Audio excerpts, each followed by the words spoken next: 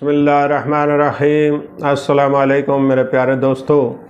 आज की ये जो मैं वीडियो बना रहा हूँ इसका है मौजू टॉन्सिल्स यानी गले के गदूद। गले के अंदर यहाँ पे दो गदूद होते हैं जिनको इंग्लिश में टॉन्सिल्स भी बोलते हैं, उर्दू में गले के गदूद बोलते हैं, पंजाबी में इसको कल्ले भी बोलते हैं कि कल्ले पड़ गए हैं। तो ये इज़ा जो हैं ये दोनों गदूद बहुत अहम गदूद हैं। बाद लोग इसको इग्नोर करते हैं कि कोई नहीं, ये ठीक हूँ या ना हूँ तो कोई नहीं मसला। ऐसी बात नहीं है, ये आपके लिए बहुत फ़ायदेमंद हैं। तो अगर ये ख़राब हो जाएं तो इनको बचाने की हर सूरत कोशिश करनी चाहिए, क्योंकि ये तुम्हारे गले के अंदर यहाँ पे जो है ये चेक पोस्ट है एक किस्म की, कि अगर आप कोई चीज़ गर्म खाते हैं तो उसको नॉर्मल करके यानी थोड़ा ठंडा करके जितनी इनकी कैपेसिटी होती है उस हिसाब से ये ठंडा करते हैं तो अंदर भेजते हैं मैदे के अंदर।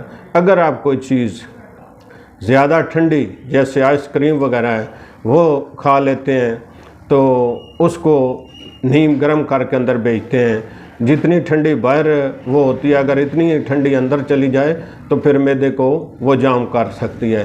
तो इनका काम है कि जो चीज़ भी आप इस्तेमाल करते हैं खाने के लिए, पीने के लिए, उसका एक बैलेंस रख कर इंसान के मैदे में वो जाए। अगर वो उससे ज़्यादती आप करते हैं, ज़्यादा ठंडी चीज़ इस्तेमाल करते हैं तो फिर भी इनको नुकसान होता है। तो ये होने ज़रूरी हैं।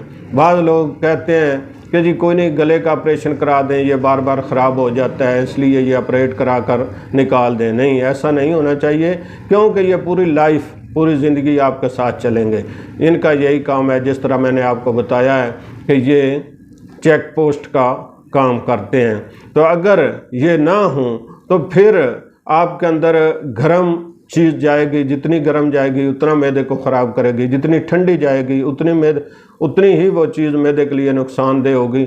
इसी तरह जब आप सांस मुंह के ज़रिए लेते हैं तो फिर आपके अंदर वो या ठंडी हवा भी जा सकती है, बहुत गर्म हवा भी जा सकती है, लू जैसी होती है मौसम गर्मा में, तो वो आपके अंदर जाकर आपके फेफड़ों को, आपके गले को, आपके मैदे को नुकसान देती है।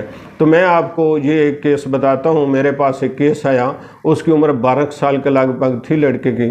तो उसको ये बचपन से टॉन्सिल्स का मसला था। जो ही उसके टॉन्सिल्स ख़राब होते तो उसको 104, 3-4 पे टेम्परेचर हो जाता। तो वो एलोपैथिक मेडिसिन यूज करते थे। जब उसको टेम्परेचर होता उसका गला जो है वो इंतहाई ख़राब हो जाता, उसको खांसी बहुत ज़्यादा होती थी, उसको क़ैं भी आती थी यानी उल्टियाँ लग जाती। उसके साथ ही ये टॉन्सिल जो हैं ये इतने पक जाते कि उनमें पीप पड़ जाती, तो वो बहुत ही ख़राब होता था। तो फिर वो एलोपैथिक दवाई का इस्तेमाल करते, किसी हॉस्पिटल में एक आध दिन उसको एडमिट भी होना पड़ता था। तो जो ही वो एंटीबायोटिक जो भी वो इस्तेमाल करते उससे उसको 2-3 दिन के बाद अफाका होता, और कई दिनों के बाद यानी कुछ देर के बाद, अरसे के बाद, महीने बाद, 2 बाद या कई दिनों बाद जब थोड़ी सी बदपरहेज़ी हुई तो वो दोबारा होना शुरू हो गए।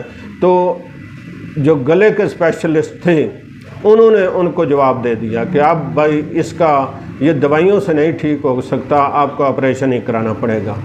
तो वो ऑपरेशन कराने के लिए तैयार हो गए। खाती पीती फैमिली थी। तो उन्होंने मेरे से रब्ता किया कि डॉक्टर साहब ये मसला है। तो मैंने उनको बोला भाई आप इस तरह करें, आप 1-2 हफ्ता की दवाई मुझसे लेकर देख लें, अगर तो आपको अफाका होना शुरू हो जाए तो फिर इंशाल्लाह ये टॉन्सिल्स ख़त्म हो जाएंगे, ये हमेशा हमेशा के लिए ठीक हो जाएंगे, ये ख़राब नहीं होंगे, दोबारा बार बार नहीं ख़राब होंगे। तो अगर ना फ़ायदा हुआ तो फिर पहले ही आप तैयार हैं ऑपरेशन कराने के लिए, फिर ऑपरेशन करा लेना। तो वो उस मरीज़ को मैंने दवाई शुरू की तो उसको दूसरे-तीसरे दिन अफाका होना शुरू हो गया। वो बहुत खुश हुआ। तो इस तरह कोई 3 महीने के लगभग उसको मैंने दवाई दी है, और अब उसकी उम्र तकरीबन 22-23 साल से ज़्यादा है। तो अल्लाह पाक ने उसको शफा दी। उसके टॉन्सिल जो हैं वो ठीक हो गए और दोबारा उसको तकलीफ़ नहीं हुई।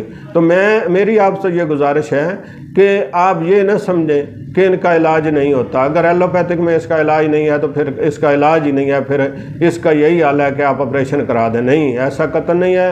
होम्योपैथिक में टॉन्सिल्स का 100% इलाज मौजूद है। तो अगर आप होम्योपैथिक शुरू से दवाई इस्तेमाल करें तो फिर आपको ये मसला ही ना पैदा हो।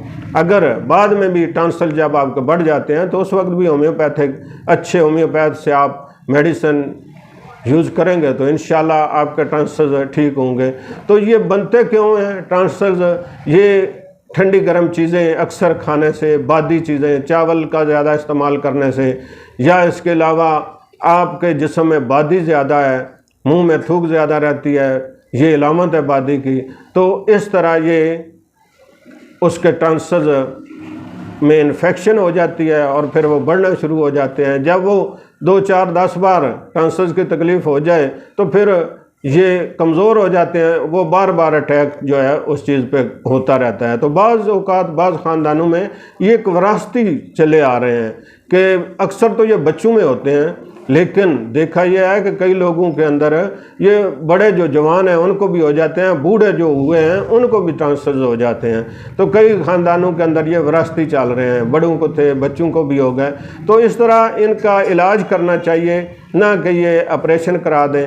जब ये टॉन्सिल ख़राब हों तो मुंह का जायका भी ख़राब हो जाता है, खाने पीने में बहुत दुश्वारी होती है। बाज़ औक़ात तो इतने ख़राब हो जाते हैं कि मरीज़ सिर्फ लिक्विड चीज़ इस्तेमाल कर सकता है, ठोस ग़िज़ा नहीं खा सकता, उसको टेम्परेचर हो जाता है, खांसी होती है।